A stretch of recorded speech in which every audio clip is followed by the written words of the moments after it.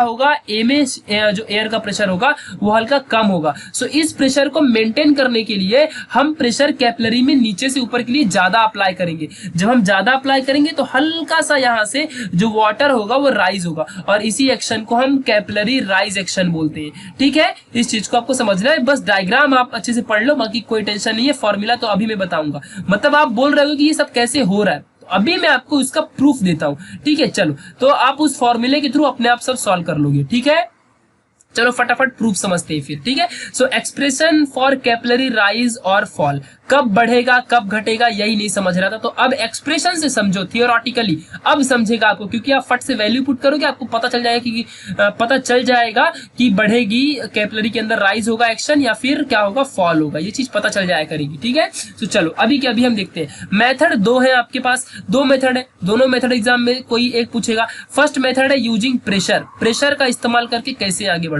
ठीक है, सो चलो यहाँ पे अभी देख लेते जल्दी जल्दी कि ये है अपना नॉर्मल सा अच्छा खासा कॉनकेव वाला वाटर और ग्लास का जो होता है कॉनकेव का। ठीक है, यहाँ पे हमने एक टेंजेंट ड्रॉ किया है, ये टेंजेंट है जो कि अपने को एंगल ऑफ कांटेक्ट दे रहा है थीटा। ठीक है, फिर अभी ये यहाँ पे देखो ये कैसा ये सर्कल बना रहा है ना, सर्कल। सो अगर मैं बोलूँ कुछ ऐसा, अभी देखो ये कुछ ज्यादा यहाँ पे आर ले लिया है क्योंकि उसको आर लिखना है। आप इमेजिन करो ये जो सर्कल है ये अगर सर्कल कंप्लीट होगा तो कैसे ऐसा कुछ कंप्लीट होगा ना, ये सर्कल कुछ ऐसा यहाँ पे कंप्लीट होगा। सो इसका सेंटर यहाँ पे आएगा, यानी कि ये रेडियस कैपिटल आर। फिर ये जो अपने पास कैपिलरी है वो भी राउंड फॉर्म में है, ऐसे राउंड फॉर्म में है। ठीक है, राउंड है सिलेंडर के फॉर्म में। सो उसका भी तो कुछ ना कुछ रेडियस होगा, तो स्मॉल आर कैपिलरी का रेडियस और जो कैपिटल आर है उसके अंदर जो वाटर हुआ उसका रेडियस, और जो थीटा है यहाँ पे ये क्या है अपना एंगल ऑफ कॉन्टेक्ट। अब आपको सारी चीजें समझ गई है। चलो तो अब हम फटाफट देख लेते हैं एक चीज कि यहाँ पे जो प्रेशर है ड्यू टू लिक्विड कॉलम, ये विद हाइट h ये जो है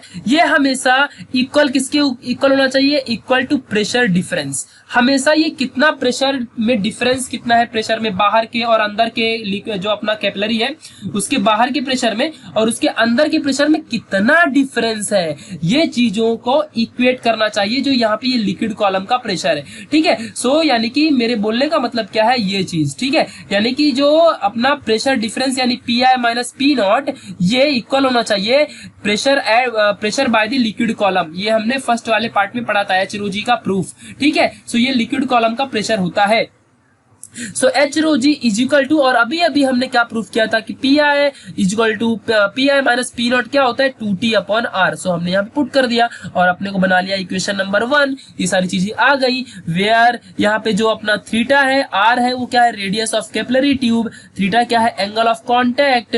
ठीक है, ये चीजें समझ के रखना। और जो रेडियस ऑफ कर्वेचर है आर ऑफ द मिनिस्कस, ये जो यहाँ पे मिनिस्कस फॉर्म हुआ है इस मिनिस्कस का जो रेडियस है वो आर है। ठीक है, ये चीज याद रखना आप लोग। चलो तो अब यहां से हम इसको क्या करेंगे रिजॉल्व करेंगे, हल्का सा हम इसे क्या करेंगे जल्दी से इसे हम क्या करेंगे रिजॉल्व। ठीक है, जब हम इसे रिजॉल्व करेंगे तो ध्यान देना अच्छे से क्या होगा यहाँ पे, क्योंकि यहाँ पे तो एंगल 90 बन रहा है। ठीक है, जब इसे हम रिजॉल्व करेंगे तो क्या बनेगा ये आर कॉस थीटा बनेगा, यानी कि जो ये आर होगा इसके इक्वल होगा ये आर कॉस थीटा। ठीक है, बिकॉज ये कहां तक जाएगा जहां तक ये इसका रेडियस है। ठीक है, समझ गया। सो ये आर के इक्वल है ना, पैरेलल बन जाएगा, तो आर के ये दोनों और ये लाइन दोनों इक्वल रहेंगी, इसीलिए R is equal to R cos theta ये यहां से हमने को मिल जाएगा, यानी कि capital R is equal to small r upon cos theta. Equation number 2 दे दिया। चलो आगे सॉल्व करते हैं अभी इसी चीज को। तो फ्रॉम इक्वेशन नंबर 1, अब यहाँ पे आपको ध्यान देना है इक्वेशन नंबर 1 से अपने को ये मिल गया। कैसे मिल गया यहाँ पे भाई देख लो आप लोग अच्छे से, मैंने इस आर को इधर भगा दिया और एच रो जी नीचे ला दिया। ठीक है, सो अपने को आर की value 2t upon h rho जी सेम सेम मिल गई चीजें। फिर इसी चीज को जो आर की वैल्यू आई इसको मैं पुट कर दूंगा, यही वैल्यू को पुट कर दूंगा किसमें इक्वेशन नंबर 1 में, यहाँ पे आर की जगह में मैं पुट कर दूंगा वैल्यू को। ठीक है, सो यहाँ पे देखो अभी आर की जगह में जब मैं पुट करूंगा वैल्यू को सो 2t अपॉन एच रो जी आ जाएगा और आर अपॉन कॉस थीटा तो देखो यहाँ पे बना ही हुआ है, ये आर अपॉन कॉस थीटा बना है। आर की जगह में यहाँ से वैल्यू आर की निकाली, आर इधर लेके गया, एच रो जी इधर लेके आया, पुट कर दिया 2t upon h rho g r की जगह में पुट कर दूंगा, तो यहाँ पे देखो 2t अपॉन एच रो जी और आर अपॉन कॉस थीटा ये मिल गया। फिर फटाफट क्या करेंगे हम लोग बहुत फास्ट, यहाँ पे cos थीटा की वैल्यू को इधर भगा दिया। ठीक है, जब cos थीटा की वैल्यू उधर जाएगी तो क्या बन जाएगा 2t cos थीटा। फिर r नीचे आ गया, h रो जी इस साइड भगा दिया मैंने, इस साइड भगा दिया। ठीक है, ये मिल गया। फिर यहाँ से h की वैल्यू निकाल ली, देखो ये h की वैल्यू निकाल ली मैंने, तो क्या मिलेगा अपने को 2t cos theta same same जो 2t cos थीटा है वो सेम रहेगा, और अपॉन में ये h रो जी की जगह में, अभी देखो यहाँ पे ध्यान देना अच्छे से, h तो साइड में, तो रो अपॉन जी ही सिर्फ यहाँ पे आएगा। सो रो अपॉन जी, ये चीज यहाँ से मैंने ले ली, मतलब मैंने h की वैल्यू फाइंड की है, ठीक है, याद रखना, बाकी सारी चीजें इधर उधर भगा दी, ठीक है, सिर्फ h की वैल्यू निकाल ली, ये आप कर सकते हो। So 2t upon cos theta ये वैल्यू मिल गई। सो जो ये h is equal to 2t cos theta मिला है अपॉन आर रो जी, रो मतलब डेंसिटी है ये, ठीक है। चलो तो ये ध्यान रखना अच्छे से। तो थीटा के वजह से अपने को पता चलेगा कि जो अपना मतलब कैपिलरी होगी वो राइज होगी या फॉल होगी। चलो तो अब यहाँ पे ध्यान देना, अगर थीटा की वैल्यू 90 से ज्यादा आई, 90 से अगर थीटा की वैल्यू ज्यादा आई, इसका मतलब एंगल क्या होगा, ऑब्ट्यूस एंगल होगा।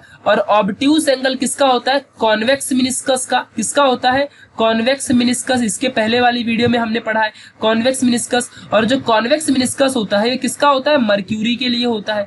और मर्क्यूरी में क्या होता है, हमेशा कोई भी लिक्विड नीचे की डाउनवर्ड डायरेक्शन में फॉल होती है। और अगर थीटा का वैल्यू लेस देन 90 डिग्री आया, सो मतलब एंगल कौन सा है, एक्यूट है। और एक्यूट एंगल का मतलब क्या होता है, यहाँ पे हम लोग देखेंगे कॉन्वेक्स कॉनकेव मिनिस्कस बनेगा। कौन सा मिनिस्कस बनेगा, कॉनकेव मिनिस्कस। और कॉनकेव मिनिस्कस का मतलब क्या होता है कि जो अपना राइज होगा, यानी कि जो वाटर का लिक्विड होगा वो हमेशा ऊपर की डायरेक्शन में ऐसे राइज होता है, ठीक है, ये चीज को याद रखना है। तो ये सारी चीजें आपको समझनी है। जो थीटा की वैल्यू होगी 90 से लेस रहनी चाहिए, तो एक्यूट है। तो इसके पहले वाला वीडियो बहुत इंपॉर्टेंट था इन सारे कंसेप्ट को समझने के लिए। चलो दूसरा तरीके से हम फिर से सॉल्व करते हैं इसी चीज को। दूसरा तरीके से क्या है कि राइज ऑफ वाटर, यहाँ पे देखो हम लोग यूजिंग ऑफ फोर्स यूज करेंगे, मतलब फोर्सेस का इस्तेमाल करके। मेथड 2, इसके पहले प्रेशर का इस्तेमाल था। प्रेशर में हमने क्या इस्तेमाल किया था कि P i minus P naught, यानी कि difference between the pressure is always equal to liquid column, ये हमने इस्तेमाल किया था। अब हम कुछ दूसरा इस्तेमाल करेंगे यहाँ पे, और बहुत अच्छा यहाँ पे बहुत अच्छा भी लगेगा आप लोग को, बस यहाँ पे फटाफट देख लीजिए, ठीक है। चलो तो ये अपना है लिक्विड कॉलम, ये है अपना लिक्विड कॉलम। फिर ये है अपना यहाँ पे देखो जो फोर्स है, यानी कि अब यहाँ पे एक चीज आपको आनी चाहिए, देखो बहुत ही मोस्ट इंपॉर्टेंट है, ठीक है। यहाँ पे क्या आना चाहिए कि राइज ऑफ वाटर, जो वाटर ऊपर बढ़ता है ना, तो ये किसके अगेंस्ट होता है, ग्रेविटी के। बिकॉज कैपिलरी के अंदर जो वाटर बढ़ रहा है तो वो वाटर अपने आप ऊपर जा रहा है, बट उसको ग्रेविटी अपने तरफ खींच रही होती है, ये चीज को आपको समझना है, ठीक है। अगर कैपिलरी है ये और इसके अंदर वाटर ऊपर जा रहा है तो इसको ग्रेविटी अपनी तरफ खींच रही है। सो ऐसा कैसे होता है, सपोज ये अपना सरफेस एरिया है, ठीक है, और यहां से उड़ के अपने आप कोई चीज ऊपर जा रही है, तो ये समझ लो ब्लॉक है और ये ऊपर जा रहा है, ठीक है, ये ब्लॉक ऊपर जा रहा है। तो इसको कौन और भी अट्रैक्ट कर रहा होगा नीचे की तरफ, इसको ग्रेविटी अट्रैक्ट कर रही होगी, ठीक है। जो ग्रेविटी है, ग्रेविटेशनल फोर्स है, वो इसको अट्रैक्ट कर रहा है, बट कितना अट्रैक्ट करेगा, जितना कि इस ब्लॉक का वेट होगा, ठीक है। यानी कि वो फोर्स इज इक्वल टू किसके इक्वल रहेगा, वेट की इक्वल, यानी mg की इक्वल। ऐसे नॉर्मली होता है। सो यहाँ भी ऐसे ही कुछ होगा, अब देखते हैं क्या होता है, ठीक है। ये चीजों को आपको समझ के रखना है। तो यहाँ पे एक स्टेटमेंट पढ़ लो, ये स्टेटमेंट यूज होगी हमारे इस प्रूफ में। सो जो वेट होगा ना लिक्विड कॉलम का, जितना भाई लिक्विड का वेट होगा, क्योंकि पूरा लिक्विड अगर ऊपर जा रहा है, सो जितना लिक्विड का वेट होगा उतना ही अर्थ उस लिक्विड में अप्लाई कर रही होगी। यानी कि weight of liquid column must be equal to the proper component of force, यानी कि जो फोर्स होता है अपना ग्रेविटी का, उसी के इक्वल क्या होगा, लिक्विड का वेट होगा, उतना ही फोर्स अप्लाई होगा, ठीक है।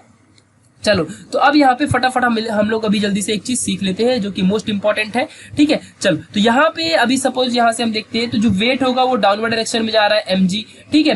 दूसरी बात, जो यहाँ पे हम लोग फोर्स अप्लाई कर रहे हैं, क्योंकि फोर्स अपवर्ड डायरेक्शन में है ना, तभी तो राइज हो रहा है वाटर। सपोज अगर राइज हो रहा है वाटर तो यहाँ पे अपवर्ड डायरेक्शन में, तो मैंने मान लिया फोर्स इधर Ft है ड्यू टू सरफेस टेंशन, क्योंकि सरफेस टेंशन, सरफेस जो होगा वो ऐसे होता है ना, सरफेस राउंड सरफेस रहता है, ये राउंड सरफेस रहता है। और जो यहाँ पे टेंजेंशियल लाइन, इसके पहले बताया था सरफेस में टेंजेंशियल लाइन है, ठीक है। और बाकी जो सरफेस है ये ऐसे, ठीक है, ये चीज याद रखना अच्छे से। और ये जो Ft है ये force due to surface tension, force due to surface tension. जो थीटा यहाँ पे बन गया, ये यहाँ पे जो वॉल ऑफ कंटेनर है, और ये जो force due to surface tension की वजह से जो भी यहाँ पे एंगल बना, ये एंगल ऑफ कांटेक्ट है। तो हमने इसको किया रिजॉल्व। जब रिजॉल्व किया तो रिजॉल्व करने का जो फोर्स होगा वो एग्जैक्टली कंटेनर के वॉल के इक्वल ही रहेगा, यानी कि Ft cos थीटा, ठीक है, F T cos theta resolve होके मिल गया।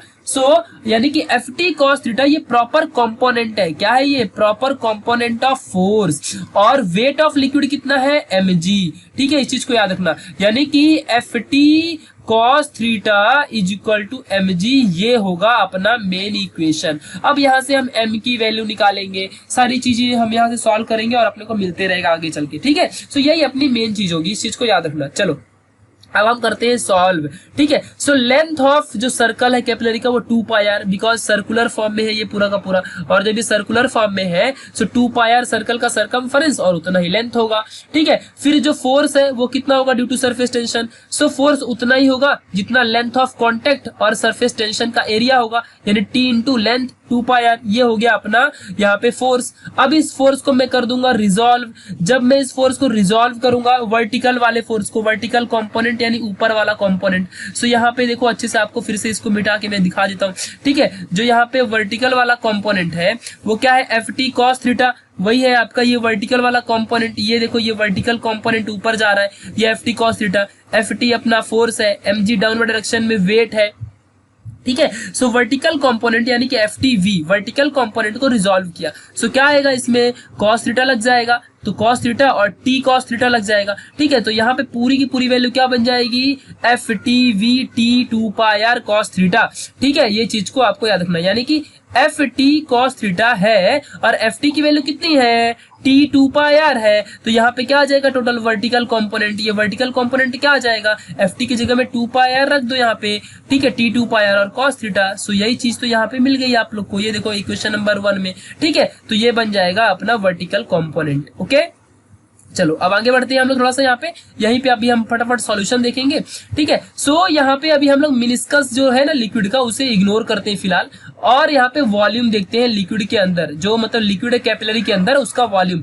तो सिलिंड्रिकल फॉर्म में है, पूरा का पूरा लिक्विड ही सिलिंड्रिकल फॉर्म में है, तो सिलिंडर का जो अपना वॉल्यूम होता है वो पाई आर स्क्वायर एच होता है। Density is equal to mass upon volume, mass की इक्वेशन निकाल ली, mass is equal to rho V, और याद रखना अपने को क्या मिला है? एफ टी कॉस थीटा, ये हो गया फोर्स इज इक्वल टू जितना वेट होगा, यही चीज है। ठीक है, तो यहाँ से अभी हम मास निकाल रहे हैं क्योंकि अपने को एफ टी कॉस थीटा मिल गया है। एफ टी कितना मिला है? ये T 2 pi are cos theta, ये total is equal to M G. अभी एम हम लोग फाइंड कर रहे हैं। ठीक है, एम इज इक्वल टू रो, यहाँ पे वी हो जाएगा। फिर v कितना मिला अभी? कि अभी पाई आर स्क्वायर वॉल्यूम है, तो v की जगह में पाई आर स्क्वायर h लिख दिया, यहाँ पे h हाइट है। ठीक है, फिर आगे देखते हैं अभी यहाँ पे बहुत ही इंपॉर्टेंट क्वेश्चन, वेट कितना है? W is equal to M G आ गया, तो weight is equal to W और root pi R square H G मिल जाएगा। देखो यहाँ पे G है, ये G आ गया, इक्वेशन नंबर 2।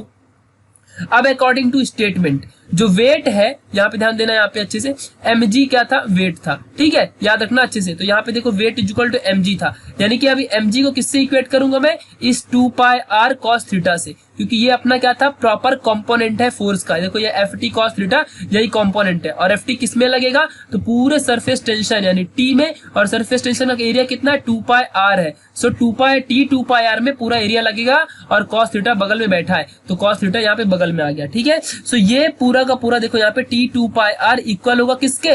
वेट के। ठीक है, ये जो रो पाई आर स्क्वायर एच जी जो है ये क्या है? ये अपना वेट है। ठीक है, ये एक दूसरे के इक्वल रहेंगे, और बाकी जो चीजें कटती हैं हमने काट दिया। यहाँ से टी की वैल्यू हमने निकाल ली, देखो ये टी की वैल्यू यहाँ से निकाल ली, सारी चीजें इधर भगा दी, ये ऐसे बन जाएगा। फिर यहाँ से हमने एच की वैल्यू निकाल ली, ये एच की वैल्यू देखो यहाँ पे सॉल्व होकर मिल गई, और इसके पहले जो मिला था उससे पूरा का पूरा सेम है। यहाँ भी थीटा अगर ऑब्ट्यूस है, यानी कि जो अपना थीटा है एक्यूट है, पहले अगर एक्यूट देखते हैं तो वाटर ऊपर जाएगा, अगर थीटा अपना बड़ा है 90 से तो वाटर नीचे आएगा। ठीक है, यही चीजें होती है, सारी चीजें सॉल्व करो, और यहाँ से फॉल होगा कैपिलरी के अंदर लिक्विड या राइज होगा, ये हमें मिल जाया करेगा। अब हम देखेंगे वो अपनी इंटरेस्टिंग चीजें। ठीक है, इसके पहले जो हमने सॉल्व किया ना वो एग्जाम में बहुत अच्छे से पूछता है, एग्जाम में याद रखना अच्छे से। नाउ ये जो आइंस्टाइन था ना, इन्होंने सबसे पहले इसे पब्लिश किया था, इस कैपिलैरिटी वाले एक्शन को, इसके ऊपर इन्होंने एक आर्टिकल लिखा था, और ये पब्लिश हुआ था जर्मन लैंग्वेज में। और इन 1901, ठीक है। और इसका नाम द टाइटल मुझे पढ़ के आप लोग दिखाना, मैं ना पढ़ रहा इसको, ठीक है। और इसका मीनिंग होता है conclusion drawn from the phenomenon of capillarity. और मेरे लिए जो हंसने की ये जो जोक की बात थी ये वाली थी, ठीक है। इसे आप पढ़ लेना, ठीक है। कैपिलरिटी टैट सैर जो भी पढ़ना पढ़ लेना, ठीक है। मेरे को क्या करना है, फॉलेज और जो भी है, ठीक है। मैं ना पढ़ रहा, मेरे को जर्मन नहीं आती, ठीक है। चलो याद रखना चीज, जिसको आती है पढ़े, नहीं आती मत पढ़ो, ठीक है। चलो यही था थोड़ा सा जोक टाइप का, ठीक है। साइंस वाले जोक ऐसे ही करते। चलो तो यहाँ पे अभी हम लोग next topic fluid in motion पढ़ने वाले हैं कि भाई जो फ्लूइड है वो मोशन करेगा। सो यहाँ पे मोस्ट इंपॉर्टेंट थिंग जो आपको पढ़ना है, ये चीज पढ़ना है कि फिजिक्स का एक ब्रांच होता है, हाइड्रोस्टैटिक की बात नहीं कर रहा हूं। हाइड्रोस्टैटिक क्या होता है कि it is the branch of physics which deals with the fluid at rest, यानी कि जो फ्लूइड रेस्ट में होता है उसकी स्टडी जब हम करते हैं तो हम उसे क्या बोलते हैं, हाइड्रोस्टैटिक। बट अभी हम हाइड्रोडायनेमिक की बात कर रहे हैं। इसका मतलब क्या है कि the branch of physics which deals with the study of properties of fluids in motion. ये मोस्ट इंपॉर्टेंट पॉइंट है कि जब कोई भी चीज मोशन में होती है फ्लूइड, तब हम जब उसकी स्टडी करते हैं उस ब्रांच को हाइड्रोडायनेमिक्स बोलते हैं। ये चीज इतनी यहां से सीख ली। उसके बाद अब यहाँ आ जाओ, ठीक है। सपोज आपके पास एक पाइप है, पाइप के अंदर आपका गांव वगैरह में इरिगेशन होता है ना, जो मतलब फार्मर्स वगैरह इरिगेशन करते हैं, सिंचाई वगैरह इरिगेशन, ठीक है। उन इरिगेशन में क्या होता है, पाइप्स के अंदर से जो वाटर जो ट्रांसफर होता है उसकी बात हम लोग कर रहे हैं, ठीक है। कुछ ऐसे ही ट्रांसफर होता है, ठीक है, ऐसे ही वाटर ट्रांसफर होता है। तो यहाँ पे बहुत सारे फेनोमेनन है, बहुत सारी डेफिनेशन है, इन सारी डेफिनेशंस को आपको याद करना है, ठीक है। ये स्ट्रीम लाइन है, फिर टर्बुलेंट फ्लो, ये दोनों इंपॉर्टेंट है, stream line and turbulent flow, ठीक है। बाकी तो सारा नॉर्मल है, आपको पढ़ते रहना है, सारी चीजें आपको लर्न करनी है, बहुत इजी है, आराम से पढ़ोगे समझ जाओगे। बस मैं आपको स्टडी फ्लो बताऊंगा बिकॉज सारी चीजें बहुत मोस्ट एकदम सिंपल है। मैं आपको स्ट्रीम लाइन बताऊंगा, ठीक है, और मैं आपको बताऊंगा टर्बुलेंट फ्लो, ठीक है, जो कि मोस्ट इंपॉर्टेंट है। और बाकी मैं सच में बोल रहा हूँ, आपको ये भी आ जाएगा, आपको ये भी आ जाएगा, आपको ये भी समझ जाएगा, गारंटीड 100% बोल रहा हूं, क्योंकि इतना तो बच्चा भी 8वीं का पढ़ लेगा, ठीक है। चलो तो स्टेडी फ्लो क्या होता है, ये एक टाइप की मेजरेबल प्रॉपर्टी है, सच एज प्रेशर और velocity of the fluid at a given point is constant over time. ये होता है स्टेडी फ्लो। ये एक टाइप की मेजरेबल प्रॉपर्टी है, जैसे हम वेलोसिटी को मेजर करते हैं भाई, जैसे हम प्रेशर मेजर करते हैं किसी भी फ्लूइड का, और टाइम जो होता है वो कांस्टेंट होता है। ऐसी कंडीशन में वो होता है स्टेडी फ्लो। सपोज ये आपके सामने एक पाइप है, पाइप में से जा रहा है लिक्विड, मैंने बोला इस पॉइंट पे स्टेडी फ्लो बताओ कितना है, तो आप फाइंड करोगे और फटाक से आप बता दोगे, ठीक है। ये होता है स्टेडी फ्लो। फ्लो लाइंस क्या है, जो अपने अंदर ये जो लिक्विड होता है ना इस पाइप के अंदर, ये कैसा एकदम लाइन में फ्लो होता है, इसको हम क्या बोलते हैं, फ्लो लाइन। तो अब आप समझ गए होंगे, एक पाथ जो होता है इंडिविजुअल पार्टिकल का, वो फ्लूइड का जो पार्टिकल का जो पाथ है वो कैसा पाथ है, लाइन में है तो वो फ्लो लाइन है, मतलब एक लाइन में पास होता है, ठीक है। एरिया ए है, ये क्रॉस सेक्शन एरिया है पाइप की। फ्लो ट्यूब क्या है, पूरा का पूरा ट्यूब के अंदर जो चीजें फ्लो हो रही है वो नॉर्मली इमेजिनरी एक टाइप का चीजें होती है, जो लाइंस होती है, इमेजिनरी वॉल है, वही है। सपोज अगर मैं आपको कैसे इमेजिन करना है पता है, सपोज एक पाइप है और पाइप से जा रहा है कोई भी लिक्विड, बट पास तो हो रहा है लिक्विड। अब आपको ऐसा इमेजिन करना है कि उसके बाहर का पाइप गायब हो गया, अब पानी बह रहा है पाइप के साइज में, समझ है कि नहीं। तो आपको देखो कितना अच्छा लगेगा, पाइप से पानी जा रहा है और पाइप ही ना दिखे, ऐसा समझ लो आपको, ठीक है। ये चीजें आपको समझ के रखनी है, यानी कि ट्रांसपेरेंट हो, सपोज पाइप ट्रांसपेरेंट हो, अब कैसे आपको लिक्विड दिखेगा, वो ऐसा इमेजिन करके आप पढ़ोगे सब समझेगा। स्ट्रीम लाइन क्या होता है ये समझ लेते हैं, मोस्ट इंपॉर्टेंट थिंग, ठीक है।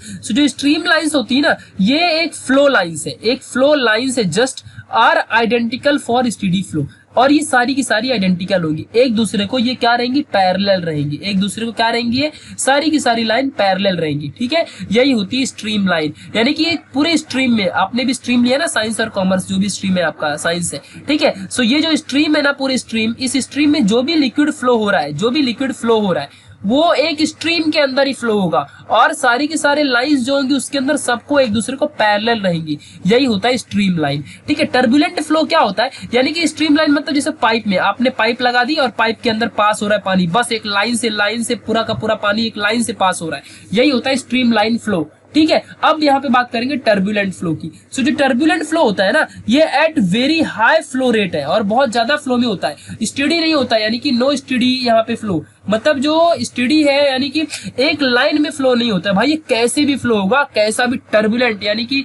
आपने पानी के अंदर का भवंडर वगैरह देखा होगा, कुछ वैसा किधर भी मूव करेगा, मतलब एक लाइन से नहीं जाएगा, ये समझ गया कि नहीं, ऐसा कुछ लाइक फ्लड आता है जब रिवर वगैरह में, तो ये चीजें आपको समझ के रखनी है। रनिंग फास्ट टर्बुलेंट फ्लो यानी कि कैसा भी वाटर का डायरेक्शन कैसा भी होगा, वाटर भाई कैसा भी घूमेगा, ठीक है। अभी मैं आपको दिखाऊंगा दोनों का डायग्राम, ठीक है, ये चीज याद रखना अच्छे से। ये देखो यहाँ पे मैं बता रहा हूँ, यानी कि जो स्ट्रीमलाइन फ्लो है कुछ ऐसा रहेगा, और टर्बुलेंट फ्लो आप देख सकते हो किधर भी कैसा भी इसका डायरेक्शन रहेगा, ये होता है टर्बुलेंट फ्लो। स्ट्रीमलाइन में जो फ्लो लाइंस होती है, ये फ्लो लाइंस है, ये प्रॉपर होंगी, ये एकदम लाइन से रहेंगी, ठीक है, क्योंकि एक पाइप के अंदर आप इसे क्या कर रहे हो, ट्रांसमिट करवा रहे हो। और जो इसके अंदर स्टेडी फ्लो होगा और इसके अंदर कोई भी स्टेडी फ्लो नहीं होगा, ये सारी चीजें। तो यहाँ पे आप डिफरेंस फटाफट देख लो, पढ़ लेना अच्छे से, मैंने बहुत सारे डिफरेंस बता दिए हैं, ठीक है। सो एक दो और मेरे मुंह से एक बार और सुन लो, ठीक है। जो स्ट्रीम लाइन होता है इसके अंदर फ्लो लाइंस एकदम प्रॉपर कंडीशन में होती है, प्रॉपर एकदम कॉन्करेंट लाइन में होती है, ठीक है, पैरेलल होती है, ठीक है। दूसरी बात, जो स्टेडी फ्लो होता है इनमें प्रॉपर रेट ऑफ फ्लो होता है, बट यहाँ पे टर्बुलेंट फ्लो में ऐसा कुछ भी नहीं होता है, ना तो इसमें प्रॉपर स्ट्रीम लाइन का जो होती है, मतलब जो फ्लो ऑफ लाइन ये भी प्रॉपर नहीं होती, ये एकदम स्टेडी नहीं होता है, और इसका रेट ऑफ फ्लो मैक्सिमम कम ज्यादा इंक्रीमेंट डिक्रीमेंट कभी भी होते रहता है, ठीक है। सो ये होता है टर्बुलेंट फ्लो, जो कि रिवर वगैरह में आता है, और ये हम घर में पाइप वगैरह में जो होती है ना वहां पे यूज करते हैं। सो ये हो गया फ्लूइड मोशन। तो इन्हीं की स्टडी को हम क्या बोलते हैं, हाइड्रोडायनेमिक्स बोलते हैं। क्या बोलते हैं, हाइड्रोडायनेमिक्स। इस वर्ड को ब्रेक करो ना यार। हाइड्रो मतलब क्या होता है, नॉर्मली फ्लूइड, या फिर मोस्टली हम वाटर को यूज करते हैं। डायनेमिक्स मतलब क्या होती है, डायनेमिक्स मतलब वो चीज जिसमें आप फोर्स लगा के किसी चीज को मोशन में ला दो, फोर्स लगा के मोशन में ला दो, यानी कि डायनेमिक्स एक ऐसी चीज है जहां जहां भी फोर्स की वजह से मोशन लगता हो उसे क्या बोलते हैं, हम लोग नॉर्मली डायनेमिक्स बोलते हैं। और इसी का एक अपोजिट होता है काइनेमेटिक्स, एक चीज होती है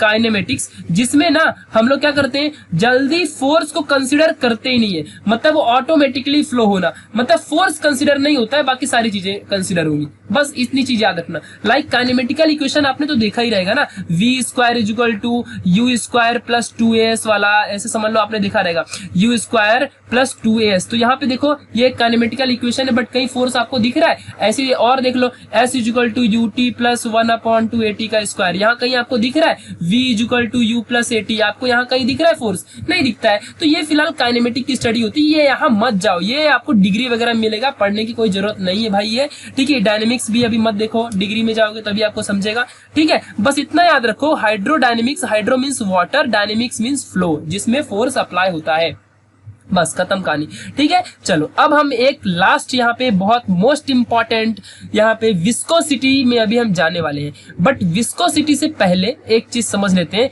ये नाम सुन के विस्कोसिटी आपको थोड़ा सा हार्ड लगता होगा और बोलोगे सुना है, केमिस्ट्री में 11th में सुना होगा, ठीक है, अच्छी बात है, सुने रहो, मेरा क्या करना है, बट एक इंपॉर्टेंट थिंग कि आप समझ के रखो हर एक चीज को, ठीक है। So critical velocity and Reynolds number, ये क्या होता है, ठीक है। रेनॉल्ड्स नंबर एक ऐसा नंबर है जो बताता है स्ट्रीमलाइन और टर्बुलेंट फ्लो के कैरेक्टरिस्टिक्स के बारे में, पॉसिबिलिटीज के बारे में, ठीक है, ये चीज याद रखना। चलो तो अब हम यहाँ पे देख लेते हैं फटाफट critical velocity and Reynolds number के बारे में।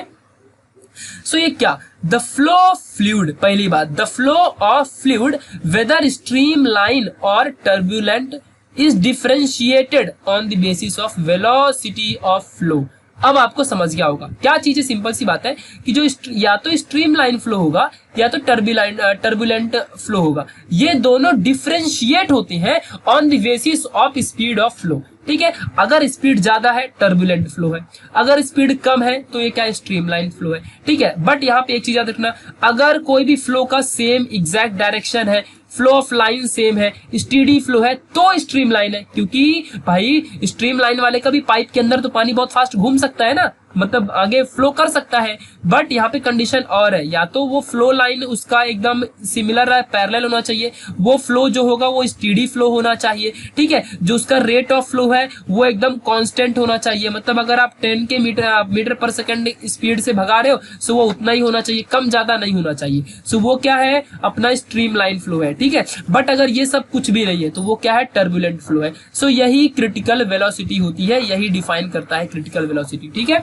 वही वेलोसिटी क्रिटिकल वेलोसिटी होती है, जिस वेलोसिटी से हम किसी की स्ट्रीमलाइन फ्लो या टर्बुलेंट फ्लो में डिफरेंशिएट कर सकते हैं, वही वेलोसिटी क्या होती है, क्रिटिकल वेलोसिटी होती है। ठीक है, बट उससे पहले और भी यहाँ पे एक चीज समझ लेते हैं कि velocity beyond which streamline flow becomes turbulent is called as critical velocity.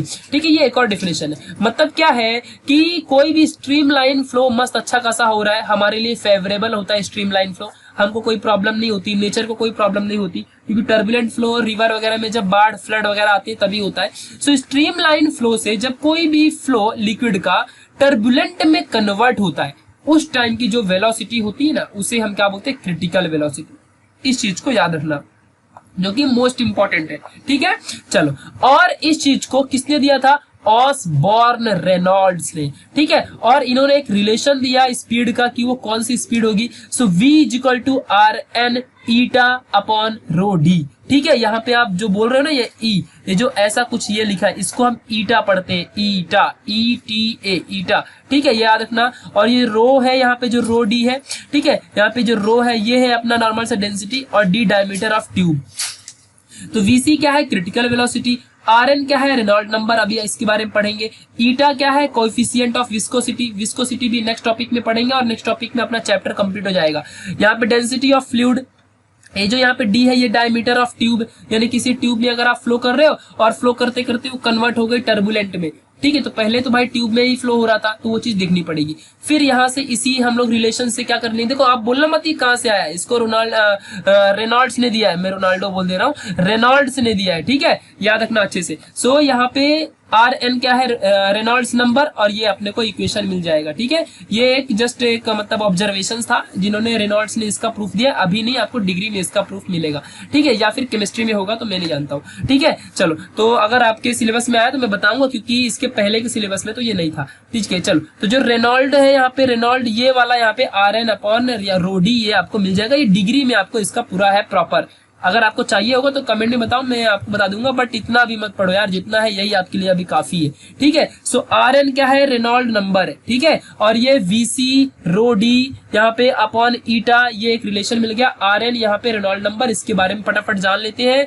ये क्या होता है रेनॉल्ड नंबर, ये एक प्रॉपर प्योर नंबर है, इसका ना तो कोई यूनिट होता है ना डायमेंशन होता है। अगर रेनॉल्ड नंबर 1000 से कम आया तो वो स्ट्रीमलाइन फ्लो है, अगर रेनॉल्ड नंबर 2000 से ज्यादा आया तो वो टर्बुलेंट फ्लो है। बट अगर रेनॉल्ड नंबर 1000 से ज्यादा और 2000 से बीच में आया, सो फ्लूइड बिकम्स अनस्टेडी। अनस्टेडी मतलब क्या होता है कि वो टर्बुलेंट बन रहा है। समझ गया कि नहीं, क्योंकि अगर स्टेडी होता तो क्या होता, स्ट्रीमलाइन होता। समझ गया कि नहीं, याद रखना अच्छे से। सो मतलब ये एक ऐसा एरिया है जब 1000 से ज्यादा अपना रेनॉल्ड नंबर हो जाता है और 2000 से कम हो जाता है। सो हम इस चीज को ऐसा भी कंसिडर करते हैं कि अपना फ्लूइड स्ट्रीमलाइन से कन्वर्ट होके टर्बुलेंट में जा रहा है। समझ गया कि नहीं, ऐसा क्यों, क्योंकि देखो 1000 से ज्यादा है और 2000 से हल्का सा कम है, बट मतलब ये 1000 से कम होगा तो स्ट्रीमलाइन होता है ना।